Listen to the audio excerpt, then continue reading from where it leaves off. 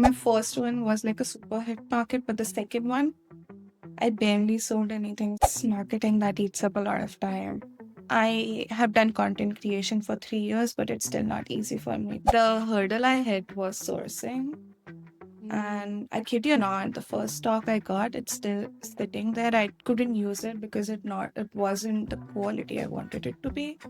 And I initially wasted like $300-400, and it's all on me, and it's still sitting at my home. So just a lot of rounds of like going to downtown, experiencing, building my own stuff, and seeing how it lasts. Hi everyone, welcome to another episode of Someone Like Us podcast, where your hosts, Anne, Joelle, and me, share our stories and experiences while living abroad. We hope somewhere someone like us will find some comfort from our podcast.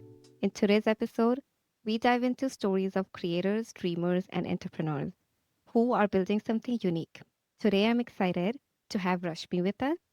She is the founder of Artly Flair Studio, a Toronto charm bar, and she's not only running a small charm jewelry business, but also co-runs an Instagram page called tracinglife.canada with her husband, where they share content about life, creativity, community. Rashmi, welcome to the show. Thank you so much for having me. Okay, so let's start from the very beginning. How did the idea of Artly Flair Studio and the Toronto Charm Bar came to you? And so good question. I'm so excited to be here, first of all. So I was always into something custom. And when I came to Canada like 4 years ago, I saw there's a lot of experiential based demand here, which motivated me to create something that's custom, that's experience based, wherein people can, contribute and wear what they like and build something of their own. So yeah, that's where the idea came from. Did you have done something similar when you were in India? I did not have a jewelry brand, but back then I had a t-shirt painting brand. So I used to hand paint custom t-shirts for people. So that was there. But then moving here, I ran into some logistic hiccups for that idea, and then I stopped it. And then I was more inclined towards something because I always wanted to do pop-ups and stuff here because there's like huge market of pop-ups here. So I thought, why not like get into this jewelry business, which is way more exciting than painting t-shirts because frankly, t-shirt painting used to like take hours and hours of my time back then. Mm. That makes Yeah, sense. that But makes sense. you already have some kind of entrepreneurship back Yeah, home. I always So yeah, you came here only 4 years ago and you started a business that huge. thank you. Yeah. Yeah, and they're influencers too. So I'm like amazed by all the stuff that you guys are doing. So we never intended to do content creation, but it came to us. And it's just like we always were like a couple who likes to go and date ideas that we like to do something unique, do art, and we thought why not take people along with us? And then we started it that Mm. way and it just blew up. So yeah. Yeah, it's Oh, very that's creative. amazing. Yeah, I feel like both Thank of you. you guys are so creative to like start a page like that and then continue to do it because it's really hard work. Content creation is not no easy It's job. not easy. I agree. Yeah, people think, oh, you just film with your camera and then boom. No, it's a lot of work. It's a lot of logistics. We run our podcast pages on Instagram, Facebook, TikTok, and YouTube.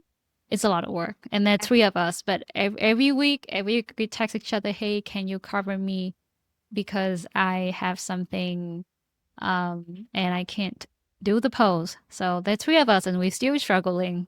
So it's amazing And that you have like two businesses running. It's Yeah. great. uh, Do you guys do this full time or do you guys have a full-time job? yeah, we both are working full time, guys. So Oh my this is God, like that's even almost top of insane. our. That's Wow. even more work than, yeah. I mean, us three too. I mean, all of us are also working, but then I can totally understand how much work that would take. Oh my God, that's crazy. So this content creation is like a freelance work and you can never predict it. And for us, whenever it comes in bulk. So that time I'm like completely packed because you can't predict it. And it's It's just when it comes, we take every opportunity that comes our way. So some days are Yeah, of really course. tough. I can totally imagine. So, what drew you towards like the charms and jewelry? Because it's such a custom work. Was there anything that you saw out there that inspired you? Yeah, I gone to Sobel Beach just for an outing, and I got attracted by a charm necklace myself.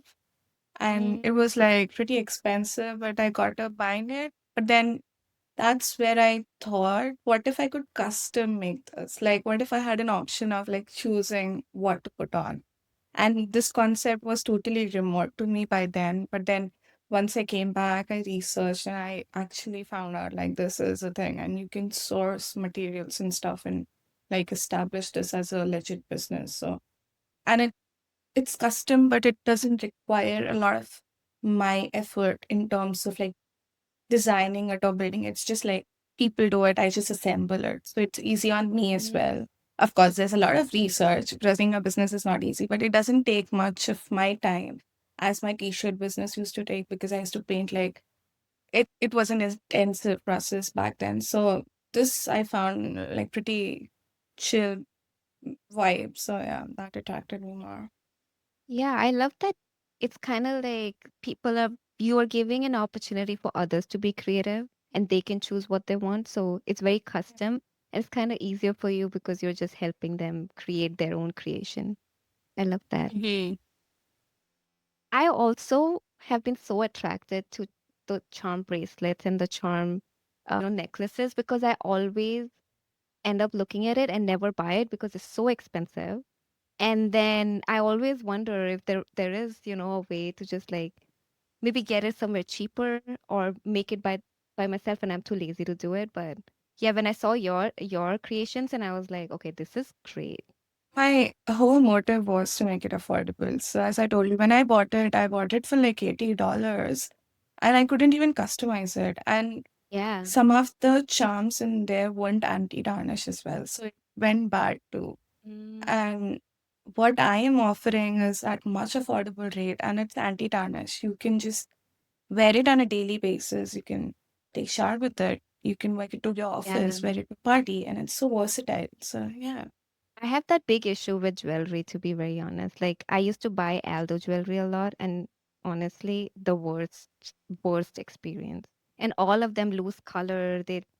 I don't know, it feels like I'm gonna go sick wearing it. So I stopped wearing jewelry altogether.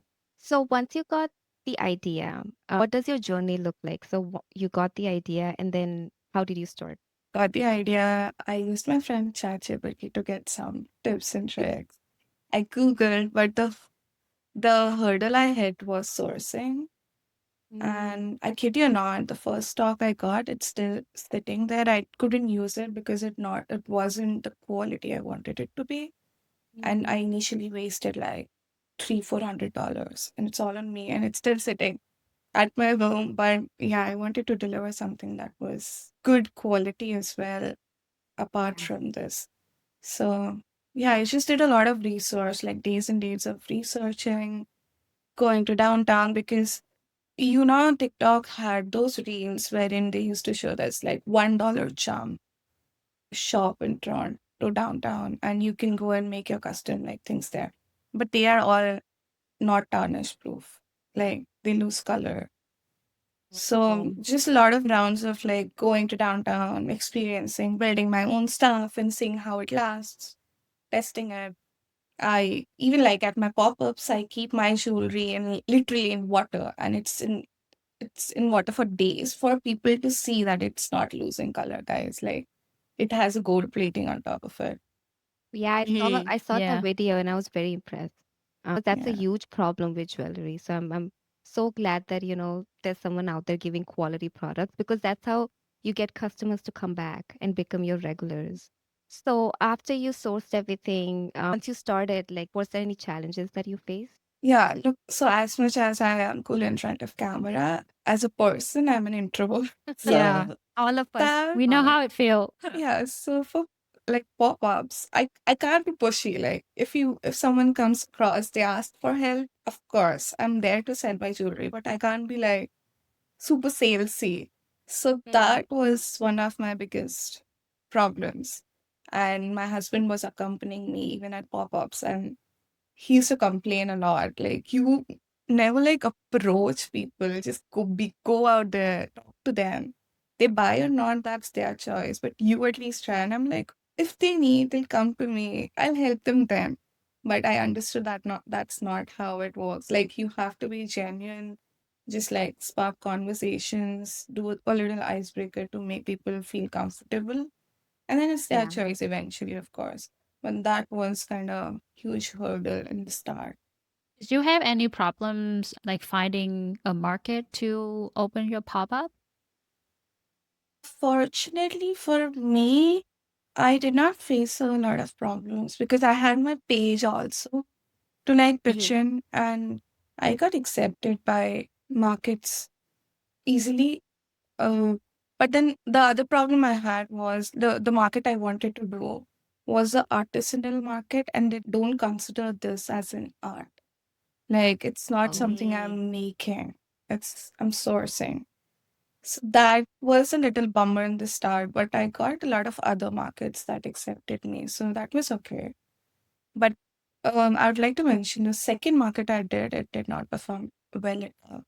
My first one was like a super hit market, but the second one, I barely sold anything. So I I was wondering if this is like a one time like charm. Like, my first one worked, but what if it doesn't work now? And was it only by fluke that it worked that day? So, like, all sorts of doubts did start creeping in. I just stayed consistent. that's amazing. Yeah, I mean, I can totally imagine, having doubts if like the first one was great and then you're having issues. You have to share some percentage from your sale to the market, I imagine, because it's where you kind of pay for a space to be there. It's upfront cost, so there's like table costs associated with it.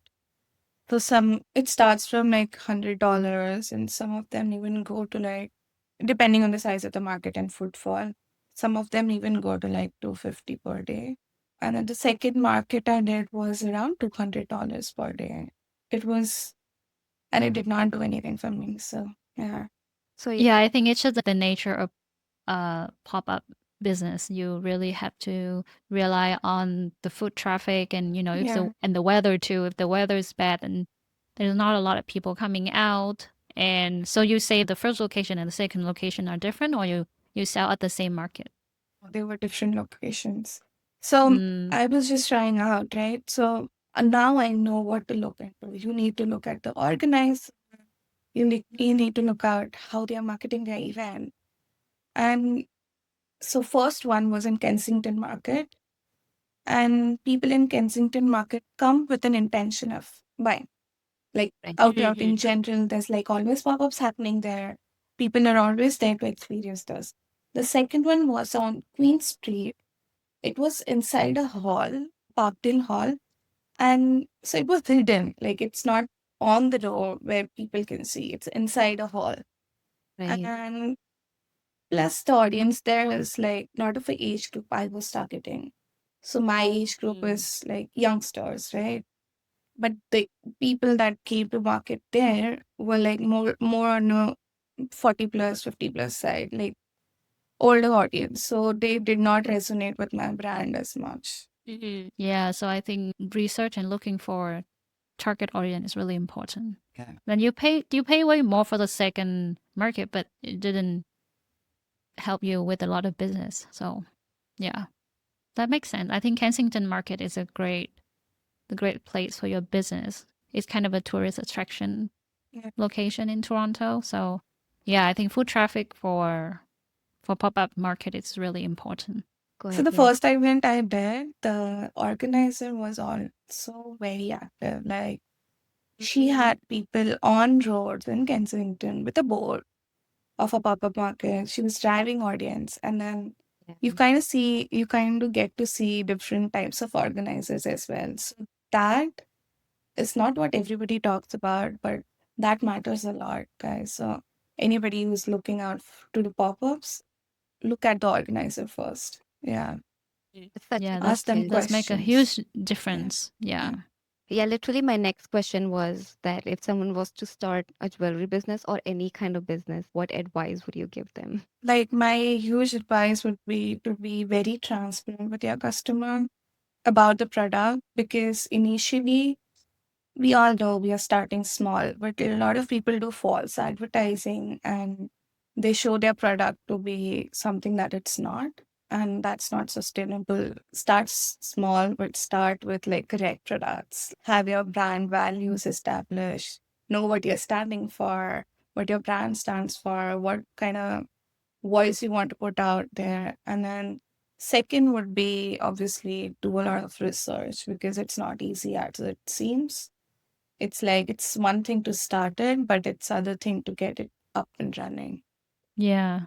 I could imagine it's a lot of work to just open a pop up and then you do it on the side because you still have your 9 to 5.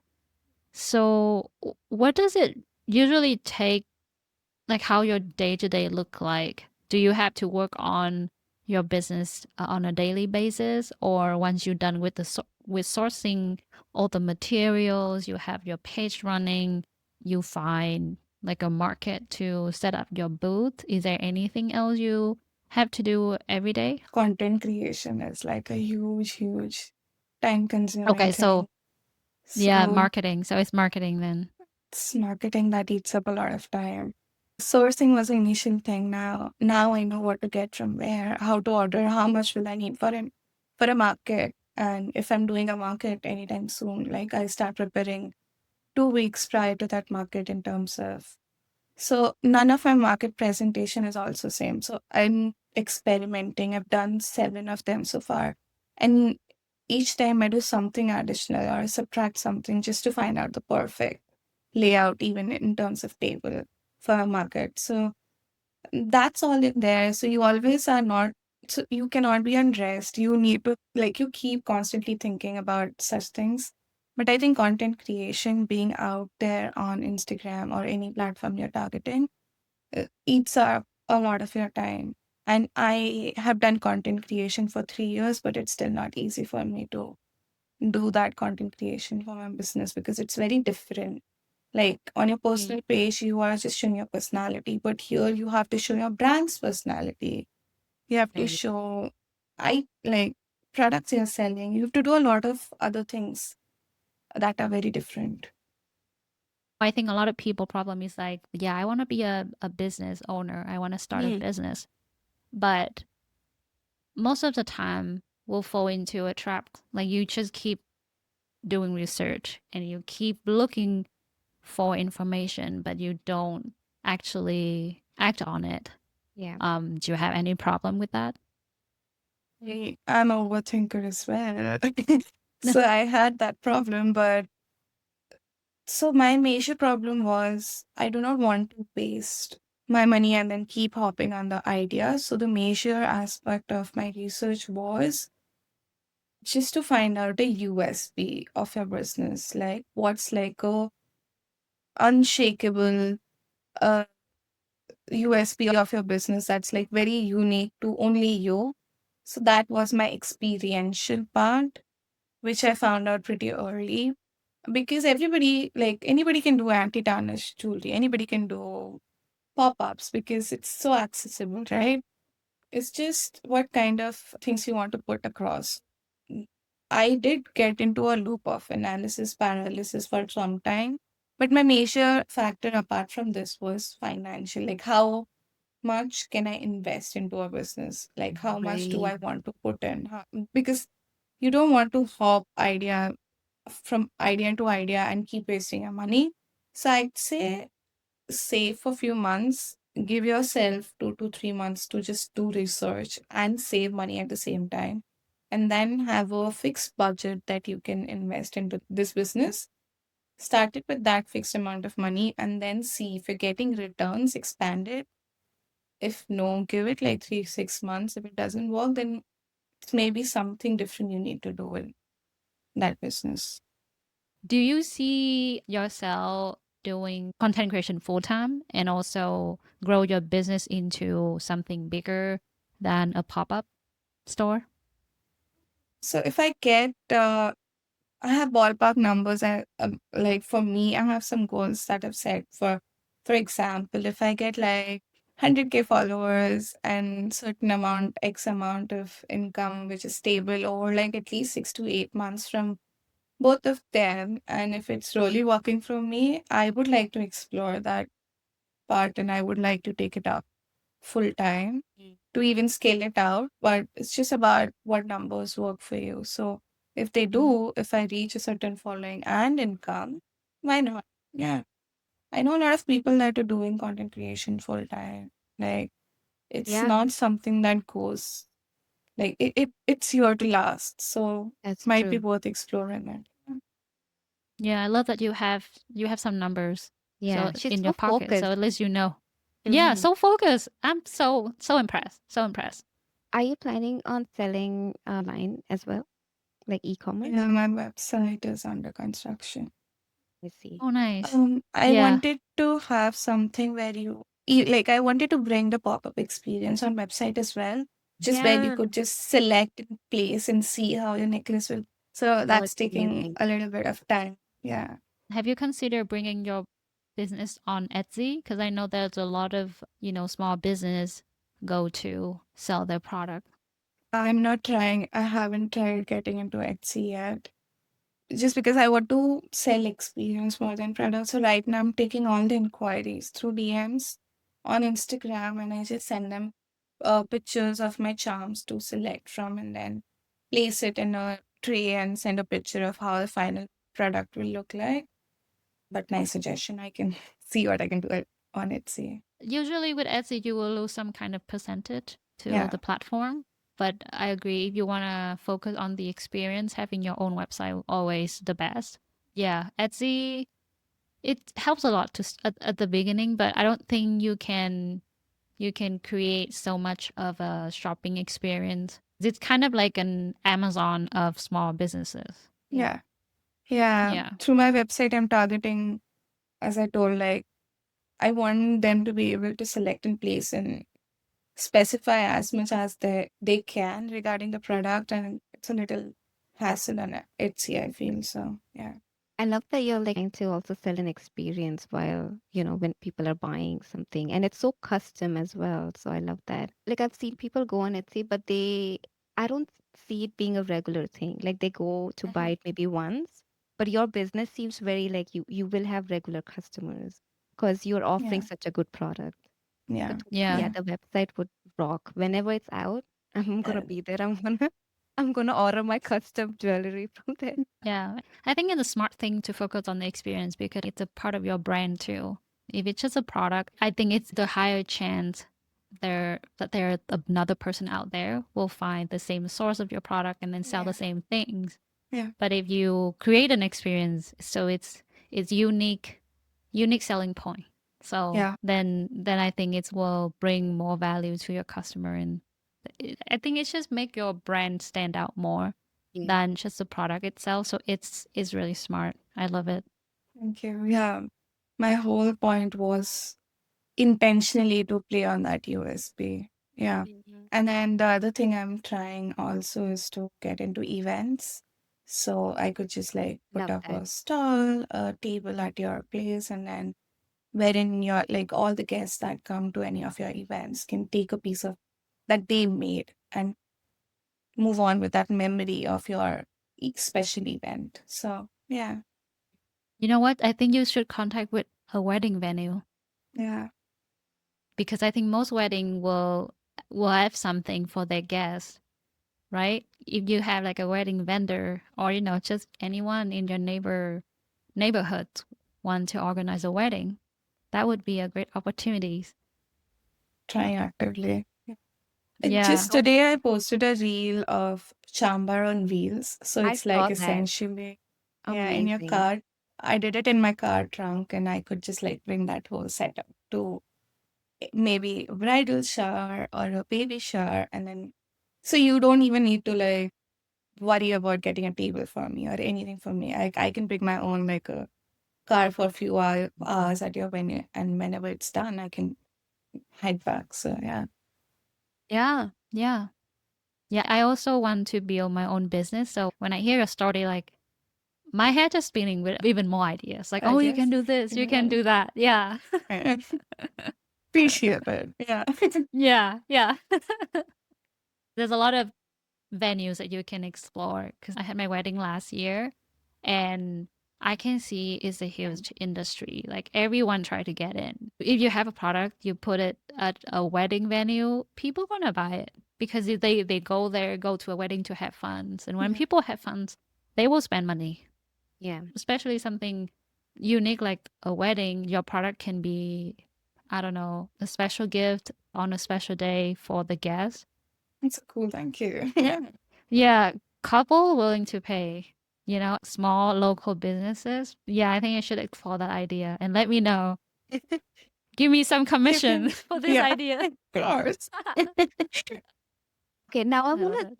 talk a little bit about your content creation part of this, like the tracing life dot Canada. How did that came about?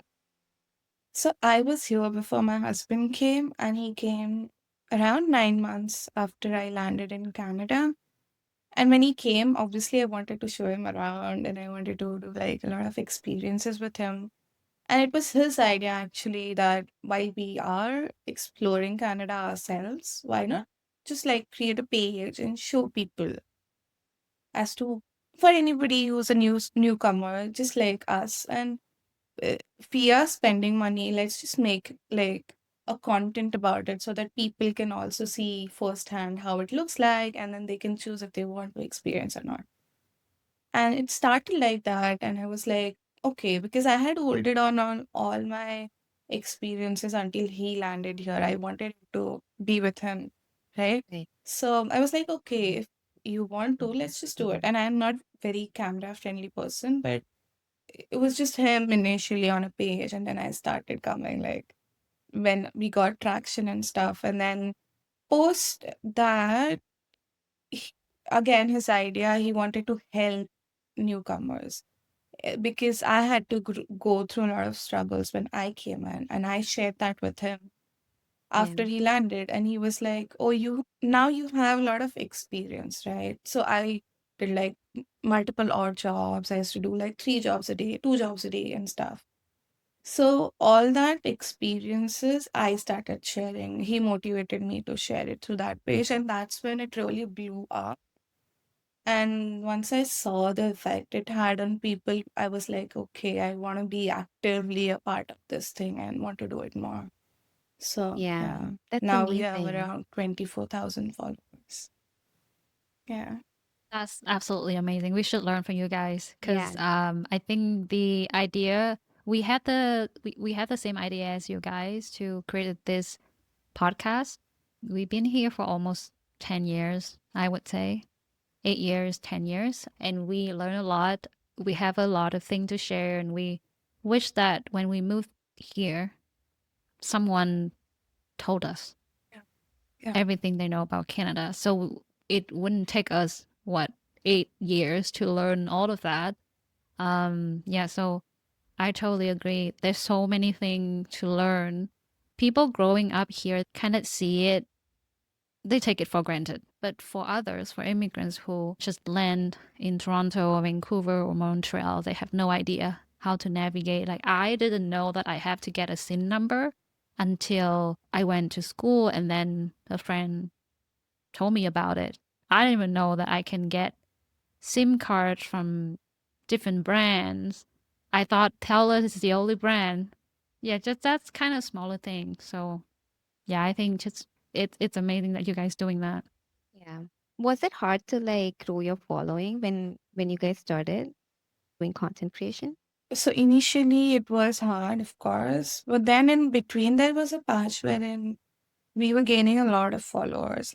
And then we got stuck at around 18K again, and then it's been a slow growth from there. But then it's just back to back. Our videos were working really, really well. And then there was a lot of influx of followers. But lately, we also have been cautious of just working with the brands or doing stuff that we really, really want to do. Right. And maybe that's why our growth has been a little gradual over like past year. But yeah, it's a lot of work. Yeah. You always have to be on your toe, hopping on trends and just like tapping on things that's really trending and see how it works for you. Yeah. So now I'm curious. You guys running two businesses. You have your full time job, running two pages, and I think both business require a lot of work and creativity.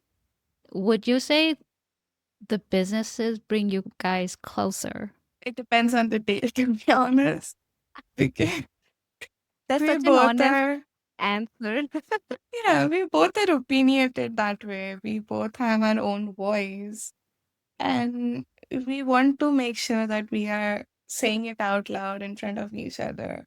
So it just depends on the day, how our mood is, how much uh opinionated we are feeling, how much associated we are with that brand. Like, for Right. example, there's like some brands that I really wanted to work on, and I'm always like very, very intentional, and I want to put in much more effort than he wants to that particular day. So it just depends on what our mood is, what the day is, how busy has it been in office, and how busy it is otherwise.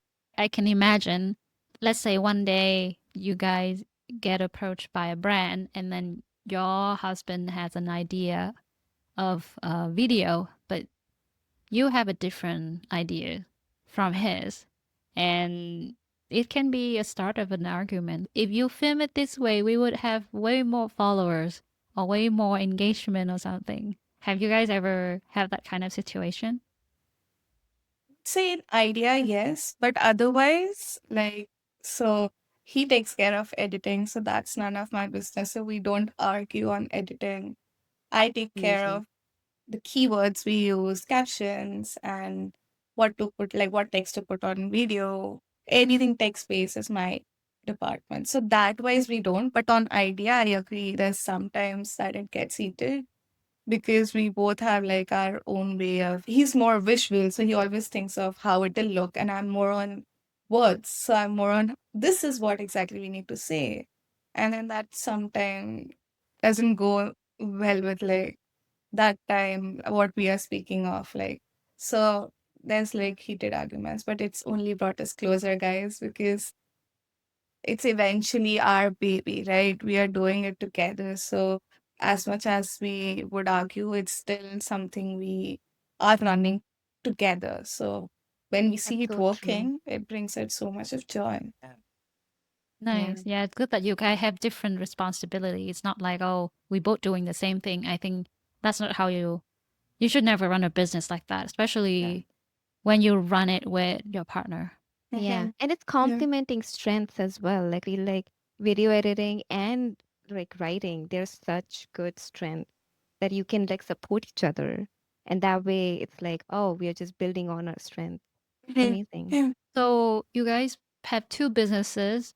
Was there a moment I think you probably have tons, but I'm curious to know what's been the most rewarding part of, either seeing people using the piece that you created or, getting great comment feedback from your chasinglive.canada page.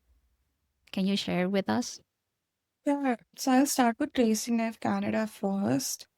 As I told, I was doing a lot of job help content, like way before, like around 2.5 years ago. And I got reached out by a couple of girls who said, I look up to you.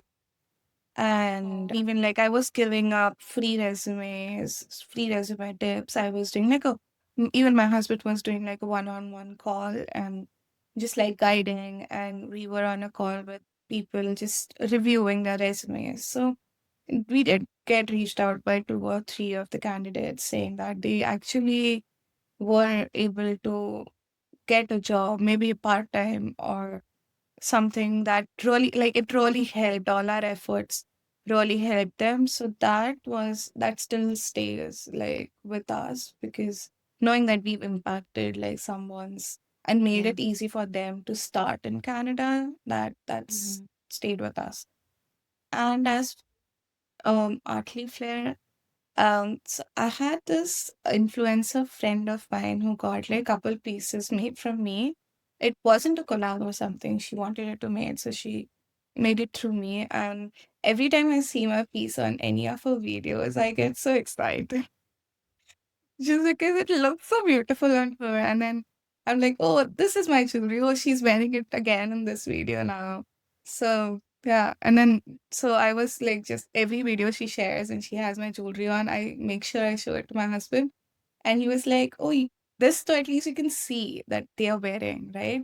There are so many people that came to your pop-up who will be wearing your jewelry daily and you don't get to see it. But like it's like making actually someone happy. Like every time they wear it, they feel like they're wearing a piece of their personality. So yeah, that thought is what carries me forward. Yeah, that's Amazing. amazing. I would print the photos and I would print all the good comments. I would put it on my wall to see it every day. So I feel happy every day. Yeah, you come home and then you feel bad after work. You look at all the positivity from the photos. I think that will help a lot. Yeah. And you guys even like the resume part. Anne and I always talk about how tough it is to get a job in Canada, especially when you're a newcomer and the job market just keeps getting tougher and tougher. So if you could change someone's life that way, like that's huge. And that's a huge like it's so inspiring that you guys did that and you guys were taking out your time to help someone out. That's amazing. Very inspiring. Yeah. That could be Yeah, another business too, to be honest. Anne is on it. She has like ideas on ideas. you know. Okay, I have one more question. Do you enjoy one over the other, like the jewelry making or maybe content creation? It's a Yeah, very this is a tough fun question. business. It's very tough for me. So, They both are your uh, babies, so it's kind of I tough. know. Yeah.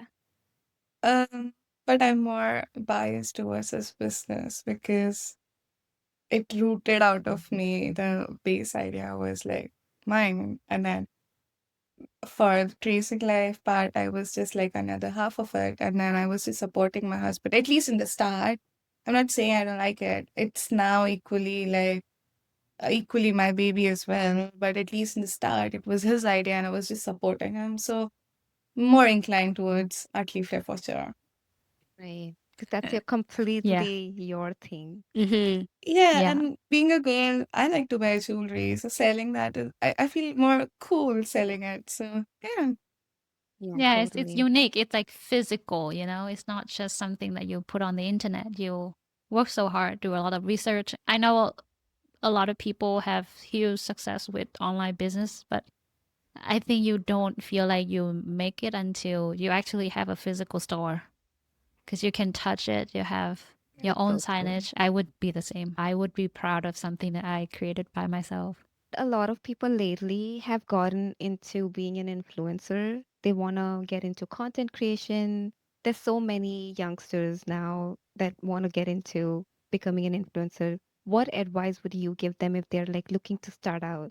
So it's totally opposite to what I gave for our business. I was like, don't start it outright in terms of business because it's impacting, like, even content creation is impacting someone's life, but it's just business is more complex, it has more layers. But for content creation, I would say just start it, guys. If you feel Mm, comfortable, if you want to be out there and show your personality out, doesn't matter if people resonate with you for like immediately, but eventually once you're out there, there's all kind of people out there. So there's someone who might get inspired, might resonate, might feel like it's just like them. And it's right. just that, yeah, it's just for that for content creation, I would say start as soon as you can, be in front of camera, do what you like, and don't think you're making a fool of yourself because nobody's perfect. It's just the parts of our personalities that we want to put out there. So yeah. Yeah. Do you think you need a niche for that? Like your jewelry business is so unique. But do you think for content creation, you also need that kind of focus that, oh, we are creating this type of content only?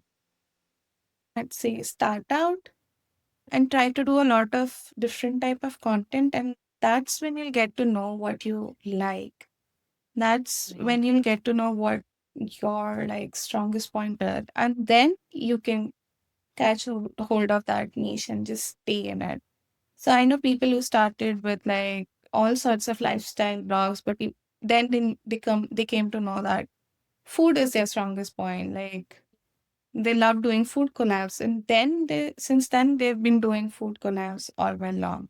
And then there's people who thought that food was their niche, but now they want to move away and try different thing. But that kind of content doesn't work on their page anymore because everybody just sees them as like a food blogger now. I'm not saying one is above the other. It's just you need to do 10 different things in content creation and then niche it down and select one and stick with it. One or two, whatever works for you. Yeah, Yeah. that's smart. Yeah, I think you need to try out lots of trial and errors until you find your niche. Yeah. Because, yeah, you need to find your audience too. Yeah, that's great. I think, Joel, you and I should start creating content We hate being in front tomorrow. of the camera. Like that's Okay. why we hate like going in front of the camera and recording. Like this is literally out of our comfort zone, but we just do it because we also love hanging out and like helping people. So we are here.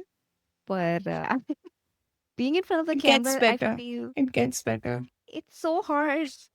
And then you have to, even with podcasts, the first time I heard my own voice, I was like, this is how I sound. That's so cringy. I do not want to hear myself. No, I've gotten comments on my page as well about how annoying my voice is. Oh, really? I was gonna Yeah. ask you that question because I know there could be a lot of like positive engagement, but sometimes there is negative people out there. And does that happen? And like, how do you cope with that? Fortunately for us, it's just been like 2 or 3% of negative comments over the positive ones.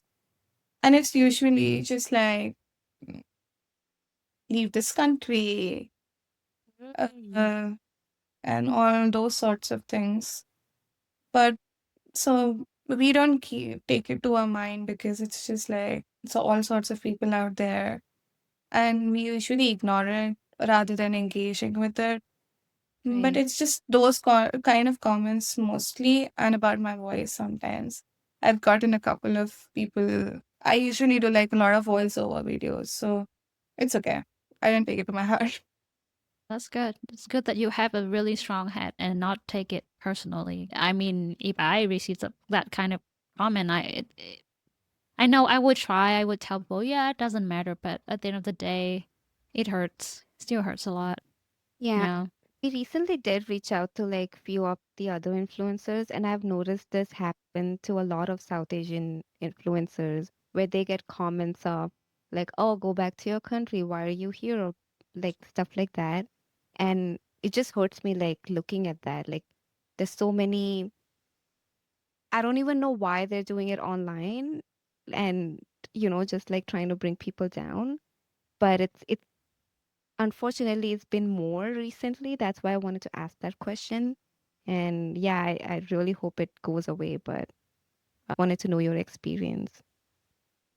It's mostly on our. So we show a lot of unique experiences in and around Toronto. So it's mostly on those videos we get the comments like, "Oh, you are here now." Like recently we posted like a horse riding and they were like, "Oh my God, Indians are here too. They're trying this experience to leave something for others." Like it was just more of those comments like, "You've explored this as well now. You're here as well."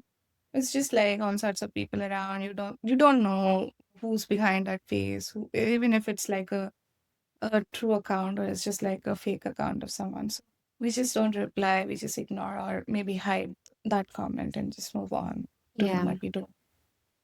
yeah, that's Yeah. good. I just wanted to point out that like I just feel like there's an increase in that.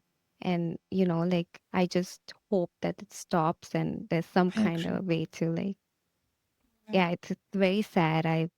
It personally like really affects me when I see that happening to other people.